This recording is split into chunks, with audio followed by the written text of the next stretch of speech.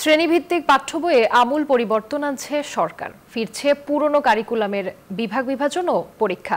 মূল্যায়ন পদ্ধতিতেও আসছে পরিবর্তন। সব মিলিয়ে দিশেহারা শিক্ষা ব্যবস্থাকে কিছুটা গুছিয়ে নেওয়ার চেষ্টায় অন্তর্বর্তীকালীন সরকার। যদিও শিক্ষা ব্যবস্থায় পরিবর্তনে তাড়াহুড়ো না করে সমস্যা স্থায়ী সমাধানে দীর্ঘমেয়াদী পরিকল্পনার কথা বলছেন শিক্ষাবিদ ও গবেষকেরা। হায়দার আলীর ক্যামেরায় সজল দাসের প্রতিবেদন।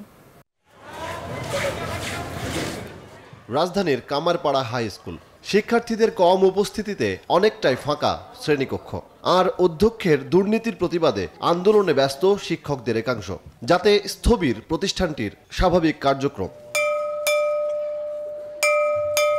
এমন বাস্তবতা দেশের অনেক শিক্ষা প্রতিষ্ঠানে, যেখানে শিক্ষার্থীদের মধ্যে আগে থেকেই বিদ্যমান পাঠ্যক্রম ঘিরে অনিশ্চয়তা।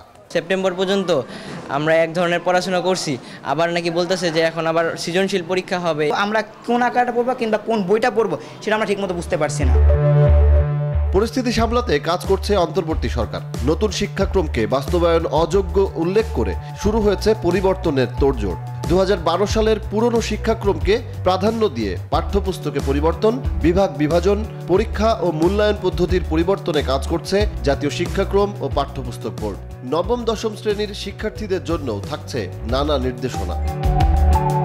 বিশ্বের সবথেকে যুগোপযোগী শিক্ষা ব্যবস্থা দাবি করে একটি শিক্ষা পদ্ধতি চালু করা হলো। আবার কদিন পরই সেই শিক্ষা পদ্ধতি বাতিল করে অন্য আরেকটি শিক্ষা পদ্ধতি শিক্ষার্থীদের উপর চাপিয়ে দেওয়া হলো।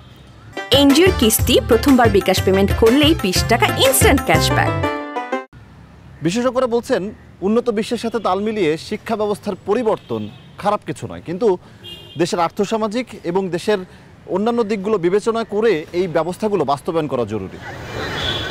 উন্নত বিশ্বের সাথে বাংলাদেশের বাস্তবতার নিরিখেই সিদ্ধান্ত নেওয়ার কথা বলছেন ঢাকা বিশ্ববিদ্যালয় শিক্ষা ও গবেষণা ইনস্টিটিউটের এই শিক্ষক।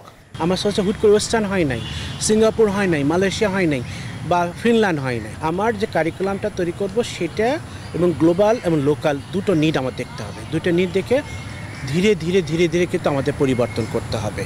তাৎক্ষণিক সমাধানের পাশাপাশি ভবিষ্যৎ জাতি গঠনে শিক্ষা ব্যবস্থার টেকসই উন্নয়নের পরামর্শ শিক্ষাবিদ ও গবেষকদের। আমরা তো এখন একটা গ্লোবাল পার্সপেক্টিভে অগ্রসর হচ্ছি। কম্পিটিশন তো ডেফিনেটলি গ্লোবাল কম্পিটিশন। সেখানে টিকে থাকার জন্য যথোপযুক্ত একটা ব্যবস্থা থাকতে হবে। প্রাথমিক পর্যায়ে শিক্ষা এবং মৌলিক শিক্ষার যে দর্শন অর্জন করবার জন্য আমাদের সেই অনুযায়ী শিক্ষাক্রম পরিবর্তন করা প্রয়োজন এবং সেই অনুযায়ী আমাদের পাঠ্যপুস্তকে হাত দিতে হবে। মূল্যায়ন সহ অন্যান্য পাঠ্য বই ও শিক্ষাক্রমের বিষয়ে চূড়ান্ত সিদ্ধান্ত শিক্ষক ও শিক্ষার্থীদের জানানোর মাধ্যমে দ্রুত শিক্ষা কার্যক্রম স্বাভাবিক করার তাগিদ বিশেষজ্ঞদের। সজল দাস, নিউজ 24, ঢাকা।